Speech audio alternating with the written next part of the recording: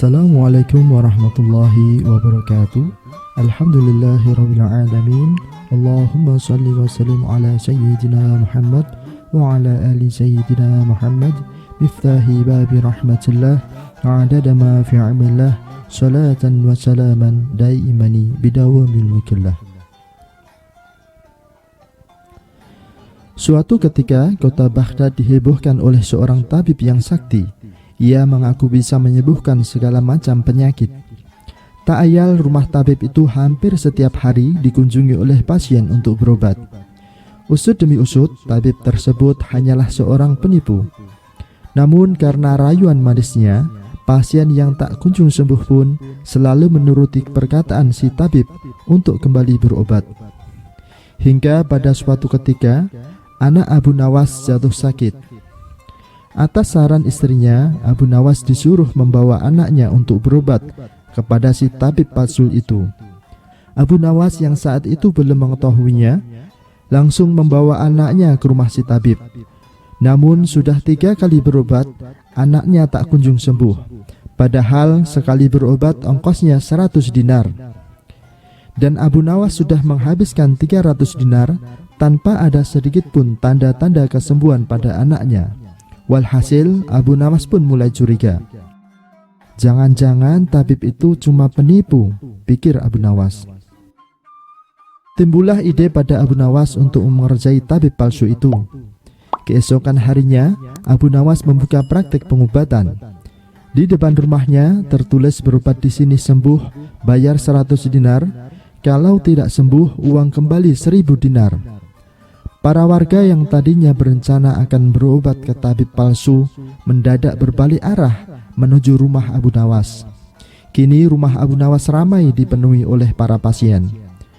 Entah karena kebetulan atau bagaimana, hampir semua pasien yang datang berhasil sembuh. Sementara di rumah si tabib palsu itu terlihat sepi, tak ada seorang pasien pun yang datang.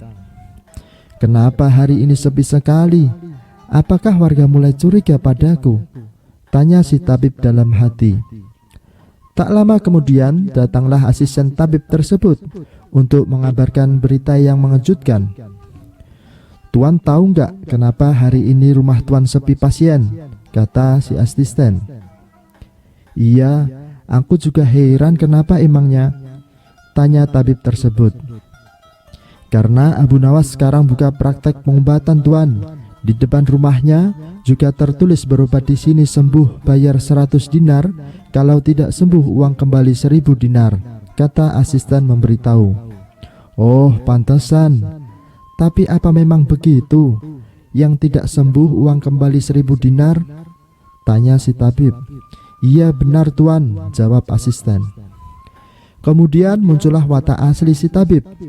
Ia berencana menipu Abu Nawas. Aku akan berobat padanya dan berpura-pura sakit hilang indera perasa pada lidahku. Kalau ditanya sembuh atau tidak, pastilah aku akan menjawabnya tidak, karena yang tahu sembuh atau tidaknya kan cuma aku. Dengan begitu aku bisa dengan mudah mendapatkan uang 1000 dinar, kata si tabib dalam hati kegirangan.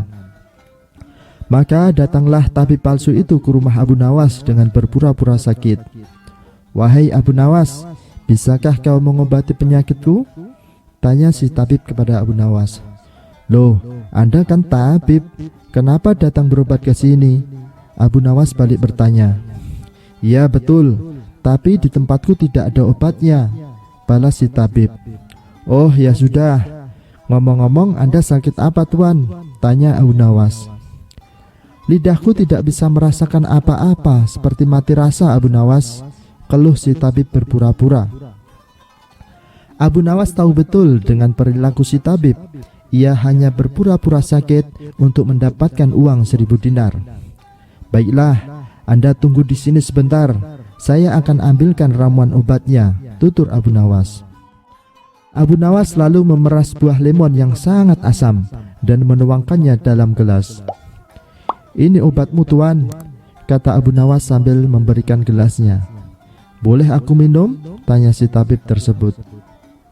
Oh, tentu saja, silahkan tuan, jawab Abu Nawas dengan tenang. Saat meminumnya, Muka si tabib langsung kecut, dahinya kerut karena merasakan air tersebut. "Obat apa ini? Ini sih cuma air jeruk yang sangat kecut," protes si tabib. Melihat hal itu, Abu Nawas hanya tersenyum. "Itu artinya penyakit Anda sudah sembuh, Tuan. Lidah Anda sudah tidak mati rasa lagi," ujar Abu Nawas. "Sekarang mana ongkos berobatnya?" tagih Abu Nawas. Tabib itu pun langsung memberikan Abu Nawas ongkos 100 dinar. Si tabib kemudian buru-buru pulang ke rumahnya. Ternyata Abu Nawas tidak sebodoh yang aku kira. Ia tidak mudah dikelabui.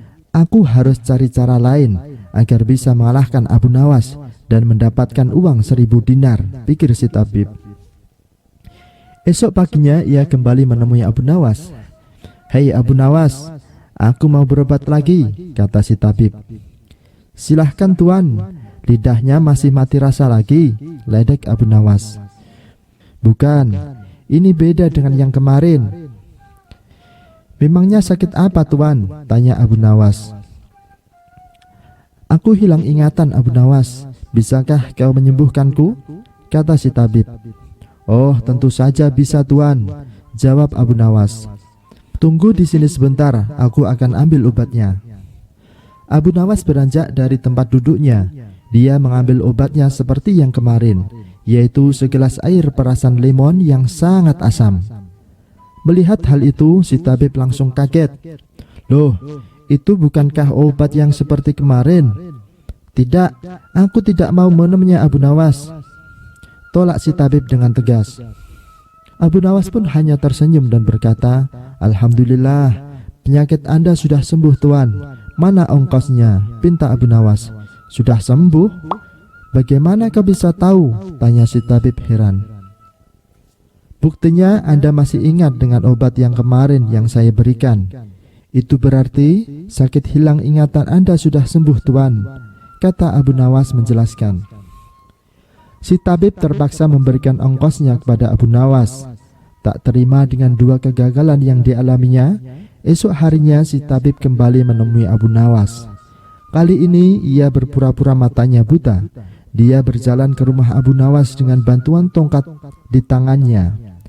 Setibanya di rumah Abu Nawas sempat kaget dan bertanya, "Apa yang terjadi dengan Anda Tuan?"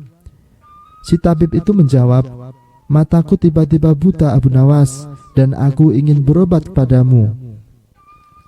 Setelah mencermati dengan seksama, barulah Abu Nawas sadar bahwa itu hanya akal-akalan si tabib saja untuk menipu dirinya.